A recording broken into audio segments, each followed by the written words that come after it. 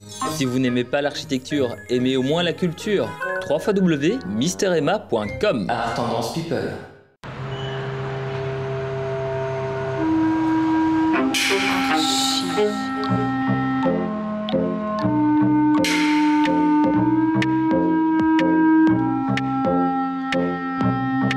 Bonjour et bienvenue dans Arch Urbain, l'émission qui vous parle d'architecture et d'urbanisme à Bruxelles. Je suis aujourd'hui rue des Plantes, rue de Brabant, à côté de la gare du Nord, en plein centre de Bruxelles, en compagnie de Tom Hendricks.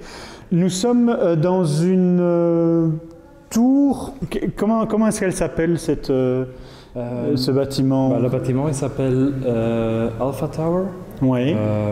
Et il est connu de la plupart des Bruxellois parce que c'est le siège de la CAPAC. Tout à fait, l'HVV CAPAC, donc la caisse auxiliaire de paiement aux chômeurs, je crois. Oui, c'est ça. Mais il n'y a pas que l'accueil au rez-de-chaussée, il y a également des bureaux au rez-de-chaussée, puisqu'on a 8 étages. Alors on va passer en revue un peu tout ça. Mais avant ça, moi j'aimerais bien en savoir un peu plus sur toi. Ok. Parce que c'est la première fois que je reçois Lo. Qui est Lo? Tu as un petit accent, tu ne dois pas être bruxellois. En fait, non, le bureau est à Anvers. Oui. Quoique ni Steen ni moi sont d'Anvers, mais le bureau est à Anvers. Mais la plupart de notre travail se situe à Bruxelles. Oui, vous avez pas mal de projets, j'ai découvert ça, donc on va... Oui, on aime bien l'esprit bruxellois, on aime bien la façon de travailler ici. On est drôle. On est drôle, vous êtes drôle et vous êtes marrant, etc. Et on aime bien ça. Et la plupart de notre projet public sort des concours. Et voilà, on aime bien faire des projets à Bruxelles, et de faire des concours ici. Parce que voilà, il n'y a plus de marge, il n'y a plus d'espace pour jouer, de proposer quelque chose qui n'est pas encore défini dans un master plan, que souvent en Flandre ou ailleurs est bien le cas. Et donc ça, ce qu'on trouve intéressant et que voilà, on peut ajouter une valeur. Votre architecture, tu parles d'espace, de projets publics. Oui.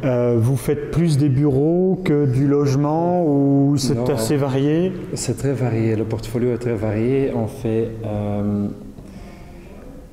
si c'est un bureau ou un logement, ça ne nous intéresse pas tellement. C'est plutôt quel est le projet. Qu'est-ce qu'on peut faire sur cet endroit. Et on a juste fini une école en Flandre, à Rumst. On a fait les bureaux de HVB et les bureaux de Kindergezin auprès de Hallepoort.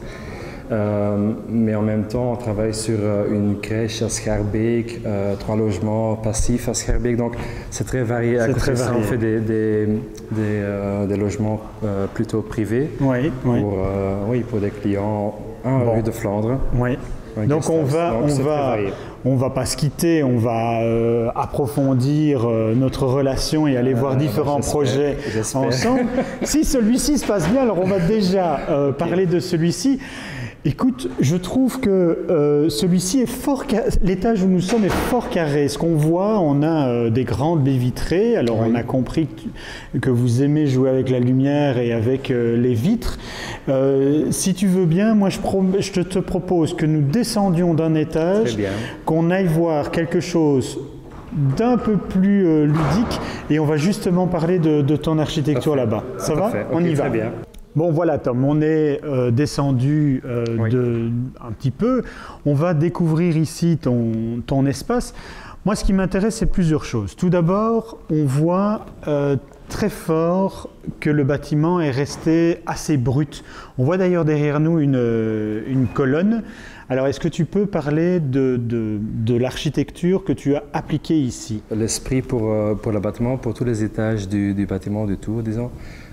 C'était vraiment récupérer ce qu'il y en a. Donc, la structure en béton, ce qui est bien, ce qui est à récupérer, quoi.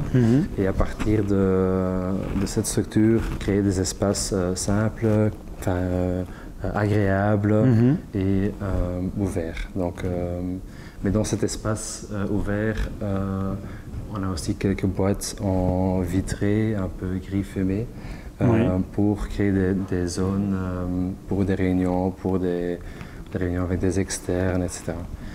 Au niveau de matériaux, c'est juste des sols en béton peint blanc pour le plus possible les réflexions de lumière qui entrent par ce côté de rue de Plante et rue de Brabant. Tout ce qu'on voit, les tuyauteries, les systèmes de ventilation, tout est apparent. Et ça cadre dans une approche très, très pragmatique au niveau financier, mais aussi au niveau d'auteur, parce qu'on n'avait pas beaucoup d'auteurs libres. S'il faut mettre ici partout des faux plafonds, tout le budget serait dans les faux plafonds et on arrive avec 2,10 mètres d'auteurs libres. Donc on n'a pas fait ça, on a dit ok, on fait tout apparent, les lampes contre le plafond, tout ce qui est tuyauterie apparent.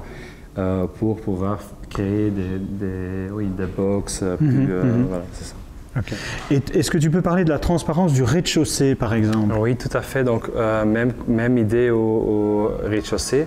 Donc là, l'idée de base, c'était qu'on voulait vraiment... Le bâtiment se situe entre rue de Brabant et rue de Plante. Oui, oui. Et on a vraiment voulu créer une sorte d'espace public au rez. On a ouvert la façade au rez de deux côtés. Et on a créé une sorte de tribune qui fait la connexion entre les deux rues, parce qu'il y a une différence de niveau de 3 mètres ou quelque chose comme ça. Donc, alors on a ça. Maintenant, les guichets ne sont plus des guichets fermés avec des vitres par balles, etc. On a quelque chose de très épuré. Mais en fait, le guichet ouvert, c'est vraiment l'idée de base. C'est vraiment le service achevé, vraiment d'accueillir les gens et pas dire aux gens il faut aller au moins 1, moins 2 pour aller chercher tes papiers. C'est vraiment accueillir, donc vraiment du chaleur, créer un espace vraiment pour les clients de l'HFV Capac. Donc c'est ça. On continue dans ce même esprit-là. On va arriver alors à la façade. La façade aussi, tu l'as voulu assez amusante. Oui, d'un côté, on a vraiment, comme ici à l'intérieur avec les colonnes, le grid très, très strict, très rigide qui est existant. La façade aussi, on n'a pas voulu faire une façade tout vitrée. Par contre, on a mis toutes les fenêtres sur un grid horizontal, vertical très strict. Mais par contre, chaque fenêtre regarde d'un autre côté. C'est comme ils regardent le train qui arrive et qui part et que c'est ça. Donc c'est un peu marrant, ça, donc la fenêtre est soit comme ça, soit comme ça. Donc du coup, on peut voir le train arriver de Flandre ou arriver de Wallonie. C'est un peu ça. Je voudrais parler des matériaux maintenant. Ici, on a de la vitre, on a du bois. Les bois sont assez larges dans toutes les fenêtres, dans toutes les vitres intérieures que l'on voit, etc. Je suppose, c'est également une volonté. Oui, donc les box sont composés de différents bâtons de bois, donc des morceaux de bois. Et ils sont mis ensemble d'une façon très pragmatique, très fonctionnelle, disons, presque perverse fonctionnalité. Et comme ici, on a juste vissé les deux ensemble avec un petit L en laiton. Donc c'est le truc au-dessus aussi, la petite barre pour tenir la stabilité. Donc c'est vraiment fait d'une façon logique. Donc voilà. D'accord. Alors on a ça, on a du bois, on a des fenêtres, on a du béton très très brut. Au sol, qu'est-ce que nous avons? Au sol, c'est un polyuréthane coulé. D'accord. Un sol uni. Alors pour l'acoustique, vous avez mis de l'herbe sur les murs. Tout à fait. Non, les murs végétaux. Oui. Non, on a juste mis du matériau doux sur les surfaces verticaux. Oui, et ça permet d'absorber le bruit. Tout à fait, pour que ça reste agréable. Ça peut être bruyant et surtout qu'il n'y a rien comme le plafond est spécifique. Il n'y a pas de plafond acoustique, donc il faut absorber quelque part les sons. Et donc le béton, on a préféré de garder le béton tel comme il est. On a juste peint blanc et on a fait quelque chose avec les murs pour que ça absorbe un peu le son.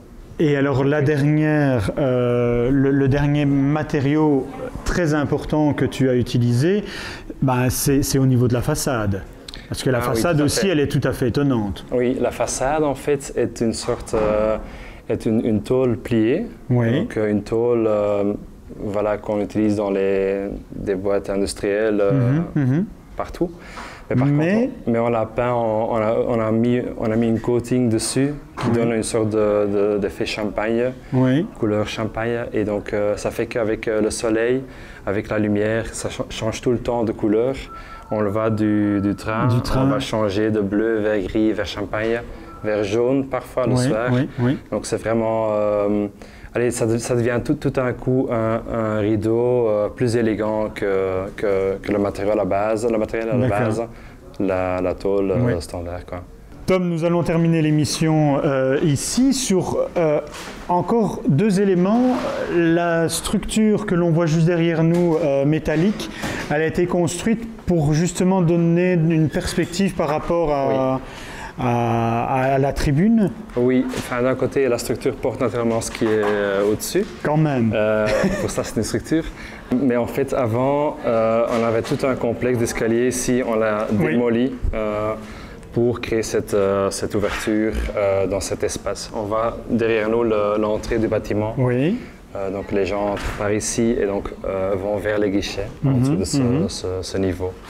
Donc, et alors il y a également le mur avec des briques placées vides. Oui, tout à fait.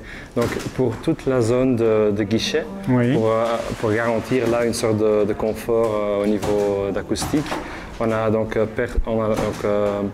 mis les briques comme ça un peu ouvertes avec derrière un matériau isolant, donc acoustiquement isolant.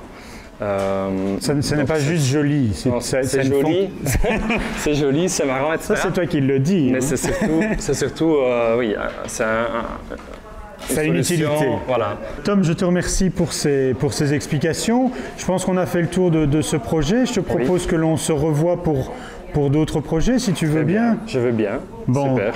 Merci beaucoup. D'ici là, on peut voir et revoir cette émission sur www.archiurbain.be. Merci beaucoup et à bientôt, Tom. Avec plaisir. Bonne journée. Merci. Au revoir.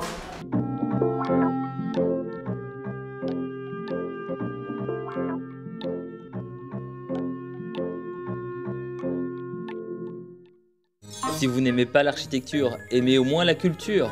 www.misteremma.com. Art Tendance People.